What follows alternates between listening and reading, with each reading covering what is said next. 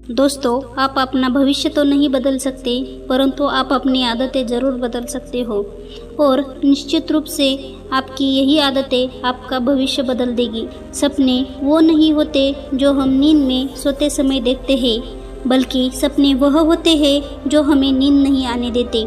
जब हम सोते हैं तो हमारा शरीर मृत शरीर के समान होता है और जब हम उठते हैं तो हमारा एक नया जन्म होता है और इस नए जन्म के साथ ही हमें अपने जीवन की शुरुआत करनी चाहिए। अपने दिन को, अपने जीवन को एक नई दिशा जरूर देनी चाहिए। दिन में पूरे 24 घंटों में से सबसे ज़्यादा खूबसूरत और सबसे ज़्यादा ऊर्जावान और जीवन को सबसे ज़्यादा प्रभावित करने वाला समय सुबह का होता है।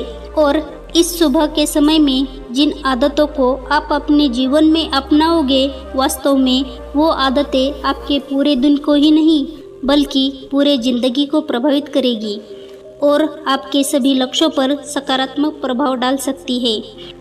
आपकी सफलता और असफलता में सुबह की आदतों का बहुत ही महत्वपूर्ण योगदान होता है।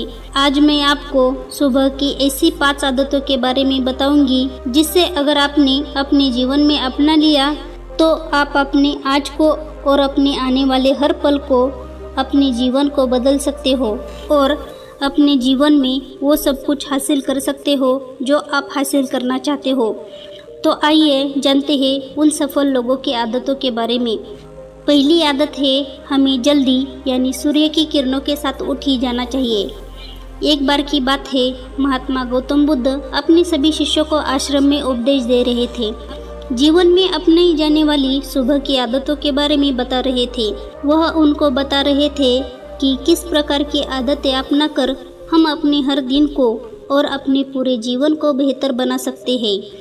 फिर महात्मा बुद्ध अपने शिष्यों से कहते हैं कि हमें जल्दी यानी सूर्य की किरणों के साथ उठ ही जाना चाहिए।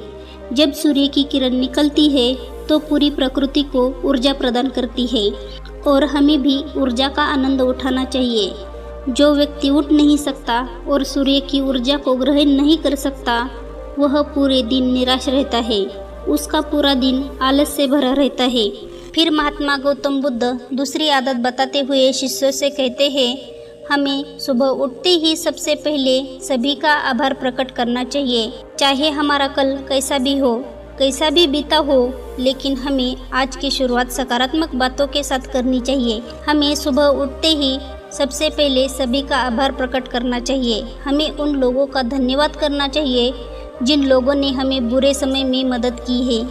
हमें उस परमपिता परमेश्वर को बहुत धन्यवाद देना चाहिए जिन्होंने हमें यह स्वस्थ शरीर प्रदान किया।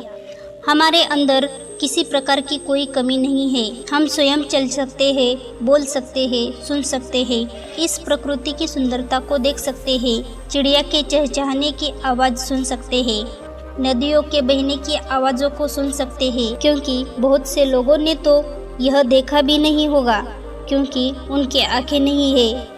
कुछ लोगों ने इसे सुना भी नहीं होगा क्योंकि उनके कान नहीं है। बहुत से लोग तो चल भी नहीं पाते हैं क्योंकि उनके पैर नहीं है। हमें परमात्मा का आभार प्रकट करना चाहिए कि उन्होंने हमें इस काबिल बनाया है कि हम अपना काम स्वयं कर सकते हैं। किसी और पर हमें निर्भर नहीं रहना पड़ता, जबकि बहुत से लोगों को चलने के लिए भी दूसरे लोगों का सहारा लेना पड़ता है और दूसरों के ऊपर निर्भर रहते हैं। हमें इस प्रकृति को, अपने आसपास की चीज़ों का धन्यवाद करना चाहिए जिन्होंने हमारे ज़िंदगी को इतना सुंदर बनाया है।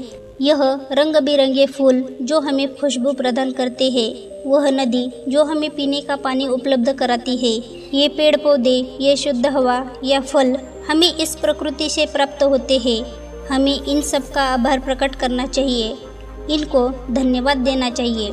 इन सब ने मिलकर हमारे जीवन को बेहद ही खूबसूरत बनाया है। इसके बाद महात्मा बुद्ध अपने सभी शिष्यों को तीसरी आदत बताते हैं। वह कहते हैं, तुम्हें व्यायाम करना चाहिए। हमारे शरीर के लिए जितना जरूरी भोजन और पानी है, उतना ही जरूरी व्यायाम भी है। व्यायाम करने से हमारा शरीर स्वस्थ और तंदुरुस्त रहता है और हमारा मन प्रसन्न रहता है।